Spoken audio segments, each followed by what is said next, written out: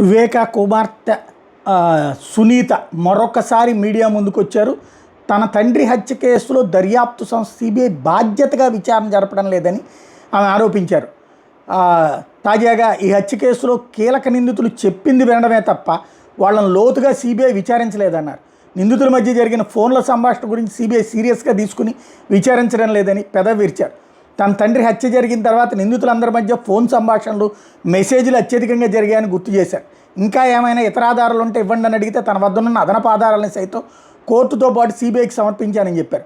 వాటి మీద సైతం లోతుగా విచారణ జరపలేదన్నారు. ఈ హత్య కేసులో వైసీపీ అధినేత మాజీ సీఎం జగన్తో పాటు ఆయన భార్య భారతిని విచారించాలి అంటూ డిమాండ్ చేసుకొచ్చారు.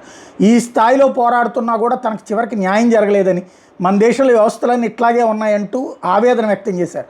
తనకి బాధగా ఉందన్నారు. తన పోరాటం ఎంతటితో ఆగదని చెప్పారు. ఈ పోరాటం చివరి వరకు కొనసాగిస్తానన్నారు.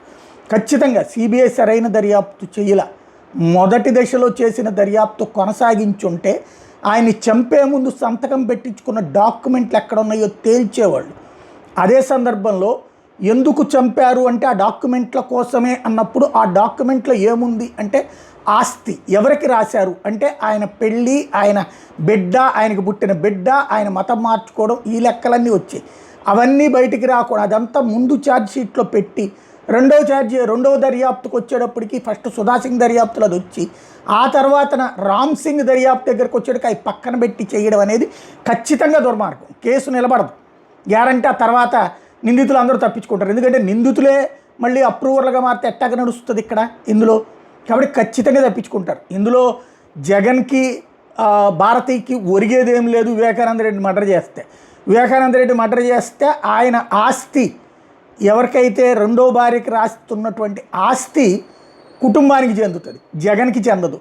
అదే సందర్భంలో వైఎస్ఆర్ కాంగ్రెస్ పార్టీని వివేకానంద రెడ్డి పీక్కుపోతాడు, లేకపోతే ఎంపీ పదవి ఆపుతాడు, ఇవన్నీ కూడా మనం సృష్టించుకునే కథలు తప్పించి మరొకటేం లేదు. ఎందుకంటే టిక్కెట్ ఇచ్చినోడు అవినాష్ రెడ్డికి జగను, ఆయన తరపున ప్రచారం చేసినోడు వివేకానంద రెడ్డి. ఇంకా అందులో వివేకానంద రెడ్డిని చంపాల్సిన అవసరం అవినాష్ రెడ్డికి ఏముంటుంది, జగన్మోహన్ రెడ్డికి ఏముంటుంది. ఎందుకంటే వాళ్ళిద్దరే ఆ టిక్కెట్ జగనే అవినాష్ రెడ్డికి ఇచ్చాడు.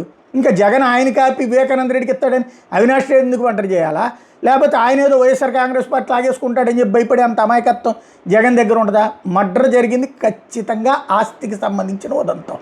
దాన్ని అసలు ఫస్ట్ ఆయన రాసినటువంటి లెటరు, రక్తంతో రాసినటువంటి లెటర్ ఏదైతే ఉందో ఆ లెటర్ని ఎందుకు దాచేయమని చెప్పారు ముందు. ఆ తర్వాత జగన్ అక్కడికి వచ్చిన తర్వాత తీసుకొచ్చి ఎట్లిచ్చారు, అది వీళ్ళిద్దరే ఎట్లిచ్చారు, ఆ పిఏ చేత ఎట్లిప్పించారు, పిఏ ఇంట్లో ఎందుకు దాచిపిచ్చారు, అది కదా అసలు లాజిక్. అక్కడ కదా అసలు తేలాల్సింది. ఆ సరిగ్గా దర్యాప్తు చేయలేదన్నది నిజం.